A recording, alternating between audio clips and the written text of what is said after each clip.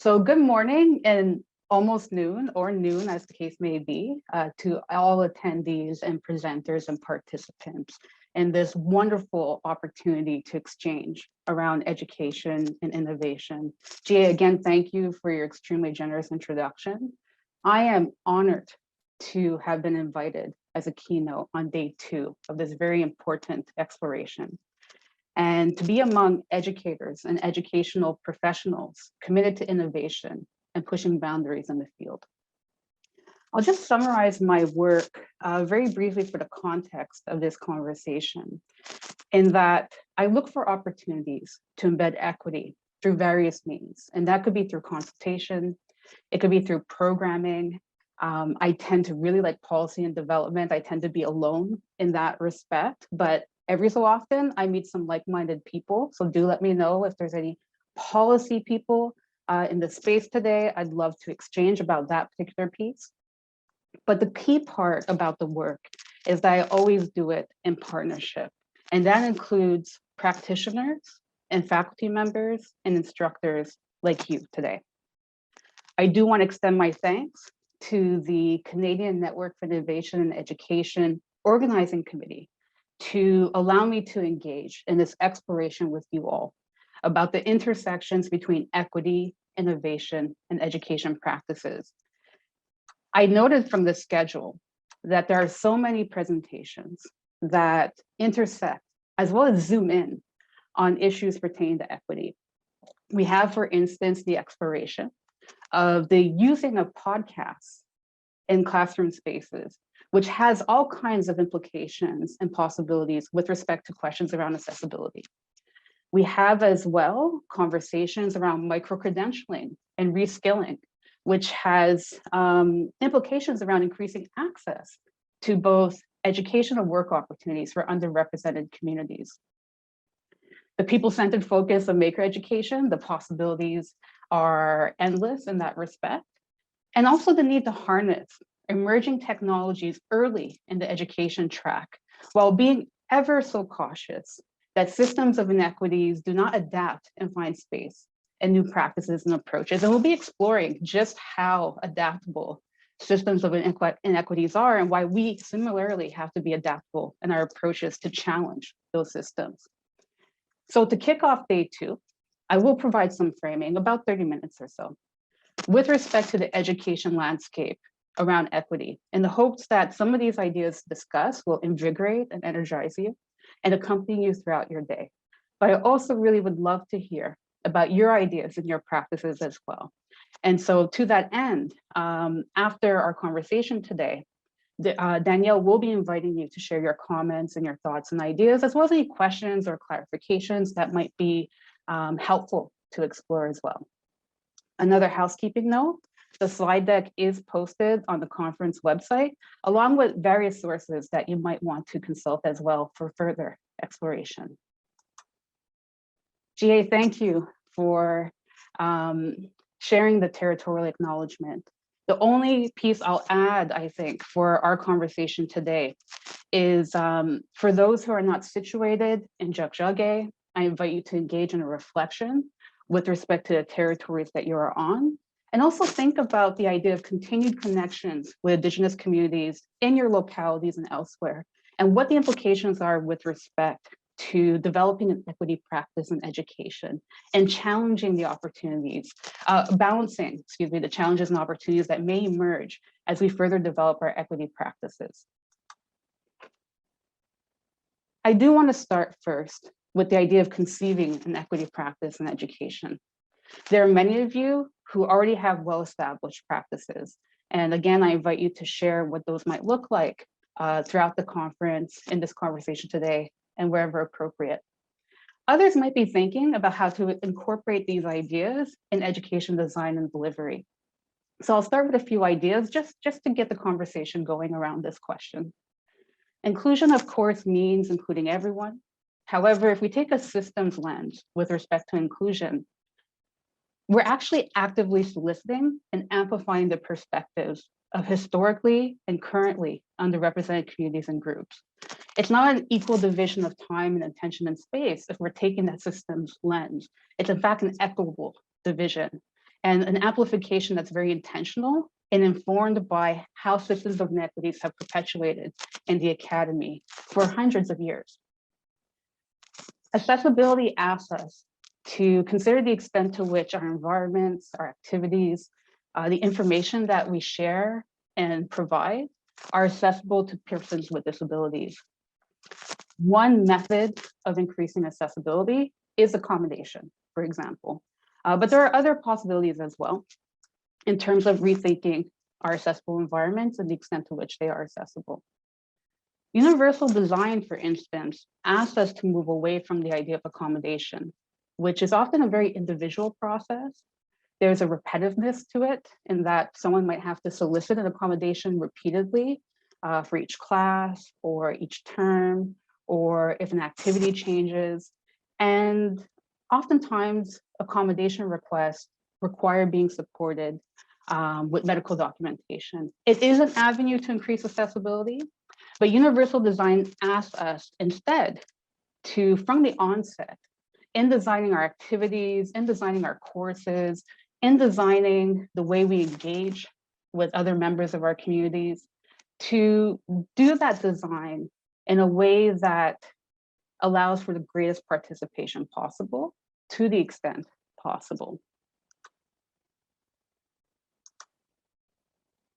Other ideas with respect to developing an equity practice is the idea of decolonization, which is the dismantling of the process of colonialism by which one group asserts its domination, one group asserts its domination and control over another group's lands, peoples, and culture. The effects of colonialism are embedded in the legal, administrative, and academic frameworks we use today. So decolonizing spaces such as educational spaces in the academy is a long-term undertaking that requires both intention and attention, because the way this functions is very covert and not at all immediately obvious.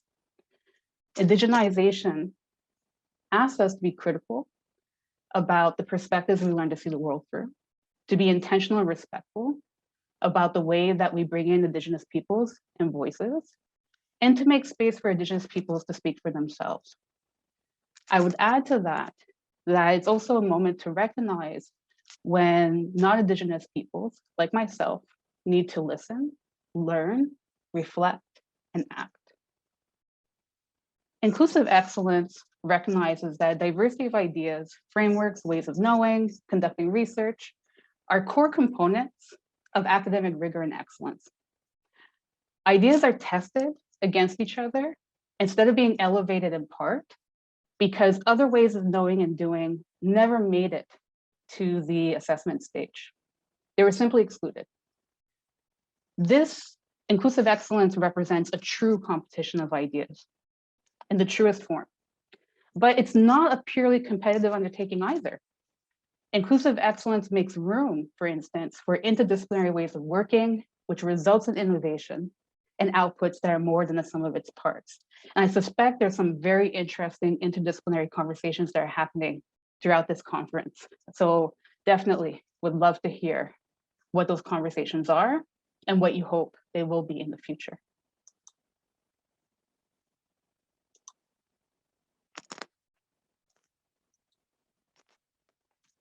We now have a quote from Dr. Lauren Foster of York University, who observes that you can find much more discrimination in the streets of America and much more discrimination in the systems and institutions of Canada. What I will say here is that Canada has, of course, had very visceral moments of discrimination playing out in the streets and in its institutions. But it's also true that equity-deserving groups experience discrimination when engaging with Canadian systems, such as the Academy, as well as experience persistent underrepresentation at various levels of these institutions and organizations across business, government, and academia. We'll unpack that a little bit more over the next few slides. First, though, what we have here is a very long list of people who were not considered in the development of the Academy. And of course, that includes people who are racialized, it includes people who are Indigenous, it includes members of the working class, members of LGBTQ2S+ communities, members of religious minority communities, as well as ethnic minority communities.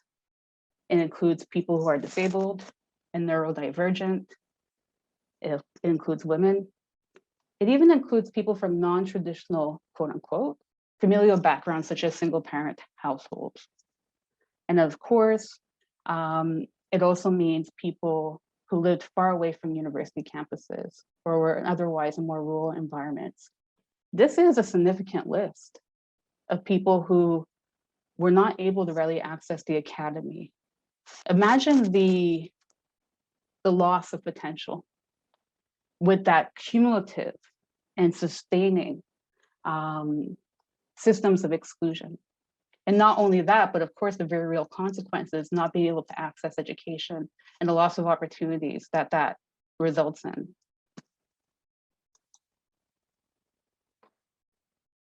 And the ways these inequities and systems of exclusion sometimes played out in very intentional, deliberate ways. And in other ways, they played out simply because the realities of certain communities were not taken into account or were otherwise considered unimportant. So we did have, of course, much like in the US, emission bans and segregation. That was certainly the experience of Black communities for a significant portion of the Academy's history in Canada. We have as well quotas based on identity grounds that took place. And the Jewish quota with respect to accessing higher education is one very well-known example of this type of designed form of exclusion. We have as well inaccessible education sites and delivery methods, which prevented many people with disabilities from accessing education. For those who did manage to access the academy, they were rarely accommodated, which meant it was extremely difficult to remain in educational spaces once entry happened. We have as well biased evaluations around grading with respect to underrepresented communities. But in addition to that, we also have quicker and inappropriate recourse to disciplinary measures when it comes to certain groups of students, such as racialized students in situations of conflict or discomfort. This is still an issue that's playing out very much in Canadian educational institutions, all the way from primary school and beyond. We have as well these very one-dimensional views that still inform actually the way we engage with certain communities now. And some well-known examples include noble narratives applied to Indigenous communities that are extremely simplistic and romanticized and offer a very complexified view of Indigenous life in historical context. It's not only that this is problematic just based on how Indigenous identities are conceived and what the realities were. It's also a form of erasure in that Indigenous identities were firmly situated in the past and not in the present and not in the future.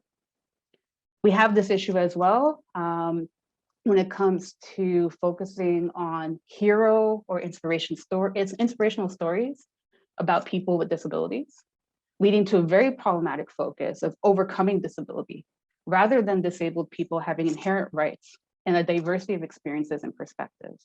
And this pattern plays out continuously when it comes to other underrepresented communities, where we simply just see a reduction of underrepresented identities to one aspect of personhood, whether it's race, religion, sexuality, or gender.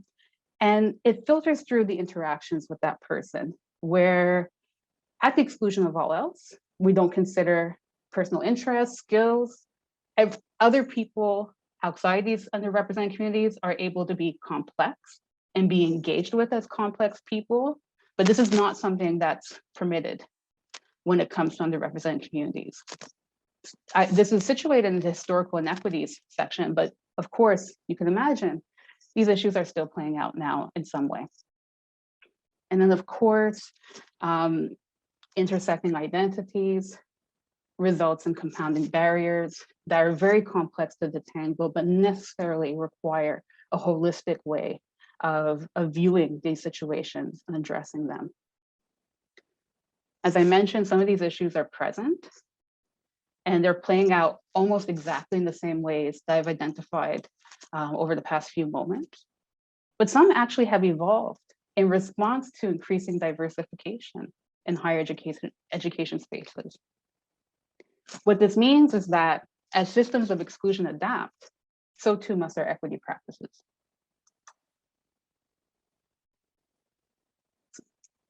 So what is the contemporary landscape right now? Universities Canada conducted an important national study with respect to equity in higher education in 2019. And the results are very thought-provoking and informative for those of us working in equity circles. For one thing, certain groups, such as Indigenous peoples, Black people, persons with disabilities, representation tended to decrease with progression along academic lines, via the general population. So for instance, there's a dropping off when it comes from progressing from undergraduate studies to graduate studies. When it comes to seeking tenureship, and even with regard to other areas of career progression along administrative lines, for example. Essentially, the higher the level, the less representation of these groups we see. And this is not only in relation to academia, this is happening in other institutions as well. But it plays out in particular ways in academia that we should be mindful of. For other groups, such as women and LGBTQ2S+ identities, representation is pretty proportional with respect to the general Canadian population. Nevertheless, all equity deserving groups report persistent issues around climate and toxicity. Some of those issues are, of course, harassment based on identity grounds. Others are in the form of microaggressions. And I'm sure that there's been a lot of conversations in your spaces around the issue of microaggressions, which is very difficult to address because they're so commonplace and subtle. And even though they convey negative attitudes about an identifiable group, it's so covert and subtle that even the person experiencing the microaggressions is questioning whether or not that is their experience. And of course, the effects are cumulative because it's so commonplace, resulting in a loss of confidence and resulting in further removal and distance from the institutions that certain communities are part of. We have as well the systemic nature of discrimination, which really speaks to policies and practices that appear to be neutral, but have differential and adverse impacts on specific identity groups. We discussed the issue of unevenly applying disciplinary processes to underrepresented communities. But another example is how neutral policies perpetuate lack of access. So for example, the way we conduct our job interviews could be one. The way we design our courses could be another. The limited circumstances in which accommodations can be accessed is another example of seemingly neutral policies that have very detrimental impacts on certain communities. Isolation refers to being excluded from activities and communications that people generally would expect to be part of, right? It's that email thread you should have been included on. And it happens repeatedly, even though other colleagues occupying the same role have been persistently updated and regularly updated. That's one example. Not being invited to meetings that you should be part of. Not being able to fully participate in group work if you're a student. The idea of isolation can be looked at on its own, but it's also recognized as a form of harassment, depending on the other circumstances that are at play. I think we've also had lots of discussions, I know I have, around the idea of tokenism. And the current understanding with respect to tokenism is that there's tokenism of a person, a member of an underrepresented community, who is being asked to engage in equity or social justice work, even though that's not their area of expertise, even though that's not something that they particularly want to do. Again, it's really reducing them to that one aspect of personhood and saying, you're it, we want you to engage in this work, and not engage in the totality of that person and all their complexities. There's also simply asking members of underrepresented communities to be part of certain committees just to say that you have representation, but not seeking representation that's meaningful. There's also tokenism of effort, though, which tends to play out a lot in academia. It's social justice statements that are published without any subsequent follow-up work that's less visible, but much more enduring and sustaining. It's establishing committees, but not giving them actual power to make recommendations that are binding in nature, and so on and so forth. With respect to accessing complaint mechanisms for these type of issues, we also have situations where reprisals are very much a concern, where someone might come forward with a complaint and experience negative career impacts, further isolation, and other consequences as well. And of course, reprisals create chilling effects for others who might be concerned about experiencing discrimination. And they might not come forward, but they will certainly disengage with the institution. And that, for a variety of reasons, is a concern for all of us in terms of ensuring a vibrant and knowledge-producing and exchanging community. Undervaluation is something that plays out quite a bit in the academy, where maybe only certain types of knowledges, research, approaches are valued. And then, of course, that might have implications, again, for issues around tenure and so on. And then there's been reported barriers and lack of support at all levels with respect to student academic progression, staff advancement, and again, obtaining tenure. I do want to treat data more fully in the next couple of slides, but we will certainly touch on that question as well. So similar to barriers in higher education environments, there are also barriers to developing an equity practice in higher education.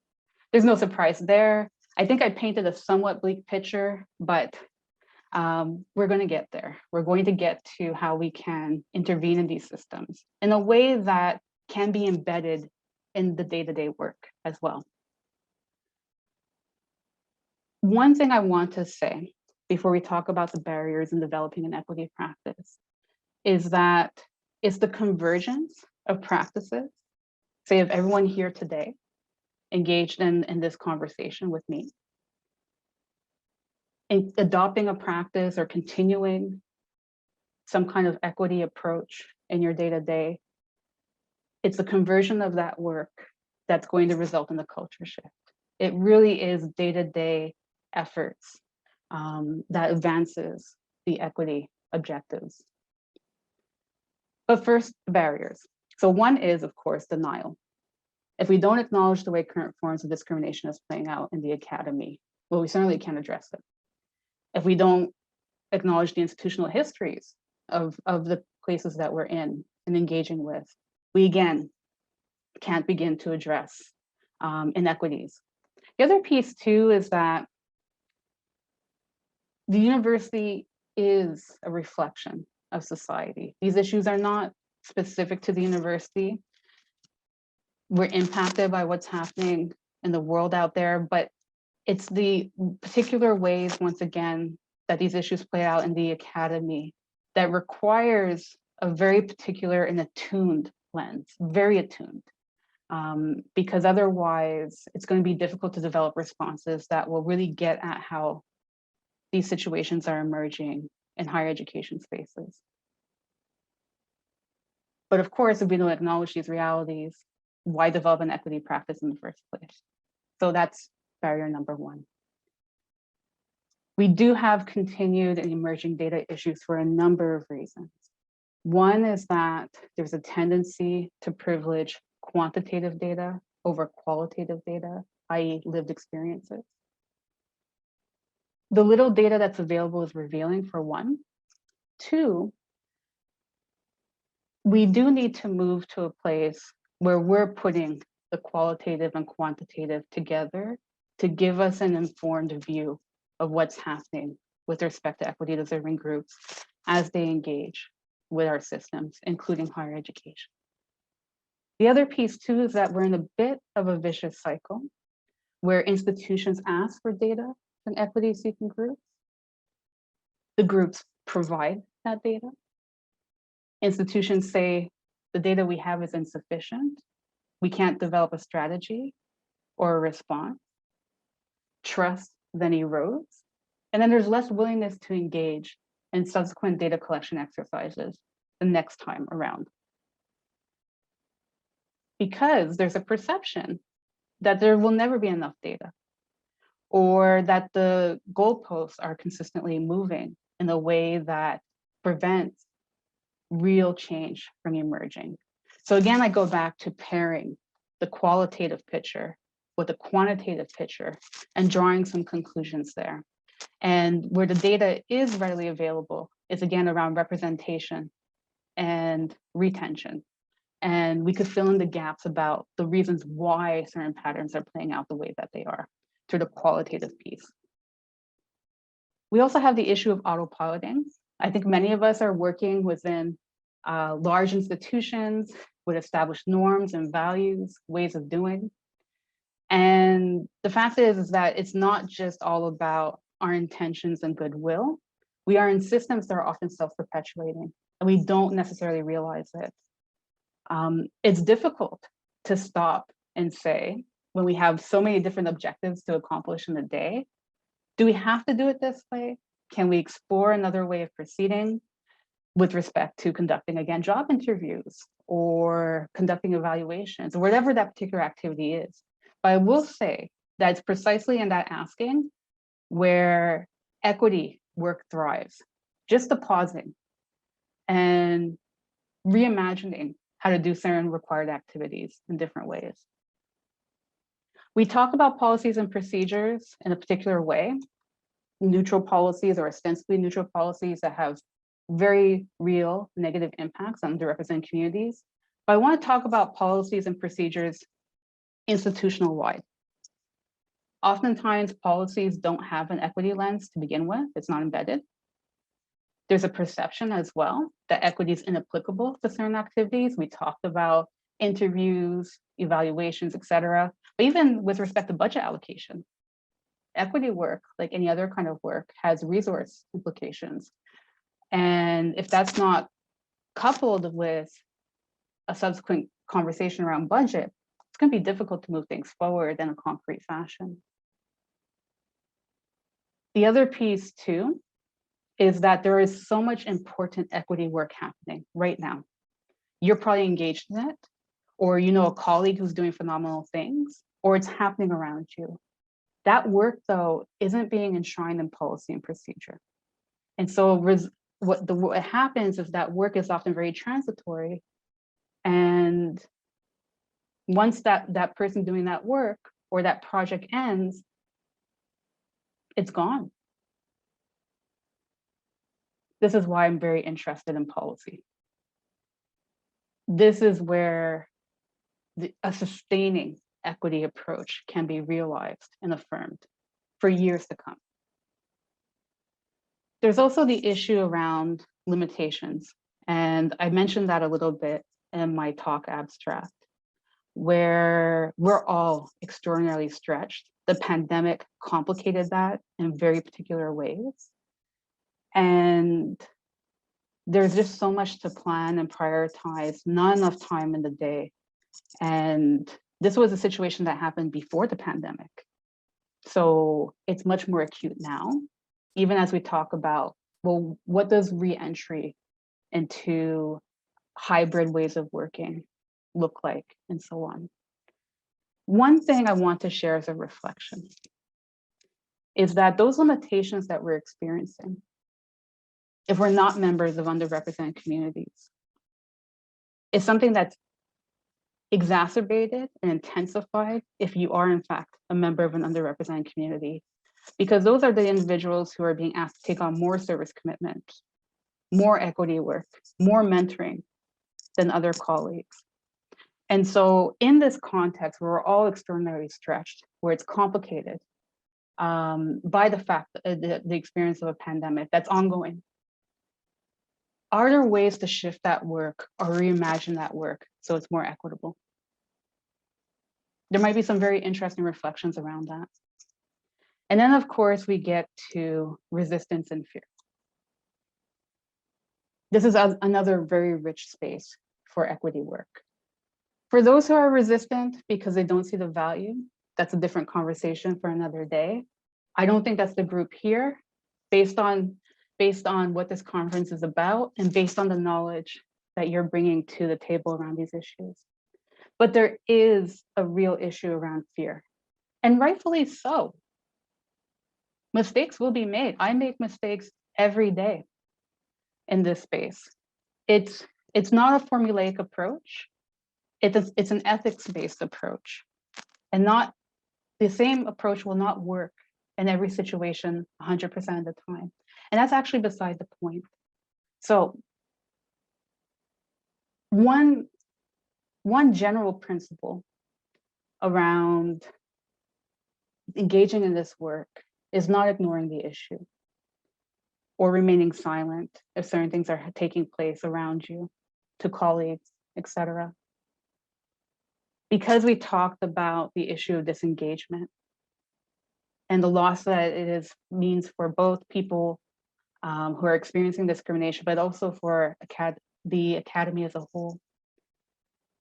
And the goal is not as well to achieve a conflict-free environment, because that's not a healthy environment. It's just a quiet one. The idea is to establish a constructive environment where we apply our skills, we hone them, we make mistakes, we get things wrong, but we have that space, because it's a constructive environment, to correct and engage in the ongoing work that's necessary for transformation in the long run.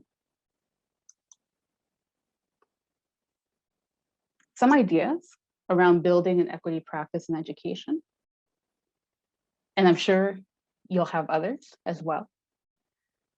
One is to build that mistake making into your practice right from go, because there's a continuous adjustment phase that's necessary in being an equity practitioner, even if that's part of another role that you have as an administrator, as an educator, etc.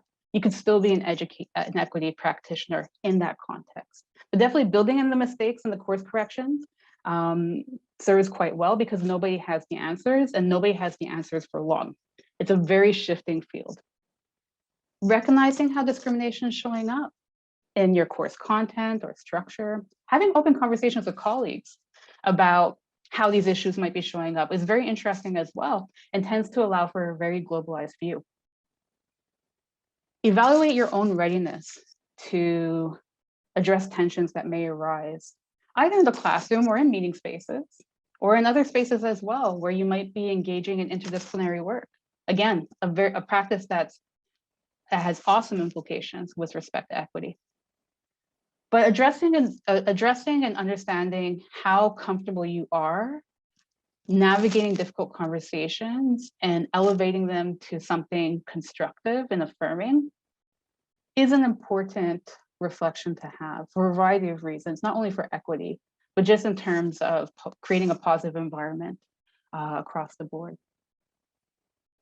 Again, reflecting the ongoing nature of equity work, committing to revisiting and removing and adjusting content in relation to your courses, in relation to your meetings and other activities to align with inclusivity goals.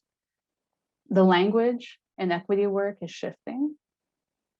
Every 2 months, we have a new way of looking at things, an outdated way of talking about things. And that's just the nature of the work. And that's fine. The more we know, the more we can leave certain ideas and concepts and engage with new ones.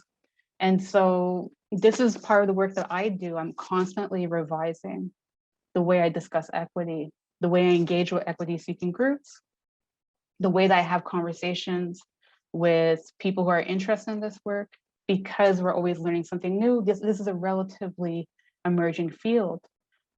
Before, we saw that long list of who was excluded from the academy. And so necessarily there's going to be adjustments as we continue to evolve our understanding about the best way to engage in these discussions and in this work. So same goes for course content and other materials. Thinking about specifically how equity plays out in your particular discipline is a very interesting reflection to have. In my conversations with various departments at Concordia, it's amazing just how distinct the issues are with respect to the disciplines. And it's very difficult to apply a one-size-fits-all approach to those specificities. There are overall practices that will serve everyone very well, but given that you have expertise in certain disciplines, there are certain solutions that you could generate, that you're probably already generating, that will serve colleagues in the same field quite well and are very targeted and very informed by the subject matter expertise that you hold. Another very transferable skill, very important for equity work, but in general, is of course skills around communication, moderation, and facilitation. It serves well in the classroom, but it serves well in contentious meetings. And it serves well to support colleagues who may not be given adequate space to advance their perspectives or to assert their rights to an inclusive environment. And then we talked a bit at the top about using podcasts, for instance, in classroom spaces and other possible technologies. So varying methods in sharing materials and knowledge is a very important practice to consider, and one that will go a long way if we have universal design goals as well. I would add too that just one of these practices goes a long way. And certainly I would suspect that a number of you are already engaging these practices without probably knowing it or without calling them equity practices. Other ideas to consider is staying informed about inclusive pedagogies in your field specifically. Again, this conference, a phenomenal way to learn what those inclusive pedagogies might be. Communicating expectations and values in classroom and administrative spaces. It's so interesting. As educators, as people in educational spaces, we're constantly in conversation and discussions with people that have a variety of perspectives, that have different positionalities, that have all kinds of reasons why they might engage with a certain topic in very different ways. But we don't develop this idea of starting a conversation with, well, how are we going to engage with one another? It's a 5-minute check-in, really. I would like to see us develop that instinct. I think it will go a long way. And then in addition to that, if we co-create what those values are, it increases buy-in. And it means that other people can moderate the way we do things in a way that is more inclusive and equitable. Being proactive, of course, very important, not ignoring things, we talked about that. The other piece too is that being proactive allows us to either shift the course of a situation or at least recoup a situation and allow for a moment to not become problematic in the long term or very difficult to come back from. I talked a bit at the top about reskilling and micro-credential programs, and we could imagine them as bridging and support programs and transition programs for underrepresented communities. Broadly speaking, bridging and transition programs bring people into the academy that wouldn't otherwise enter the academy, either because there's difficulties in access with respect to finances, et cetera, or because the academic backgrounds aren't established in the way that would facilitate entry in more standard ways.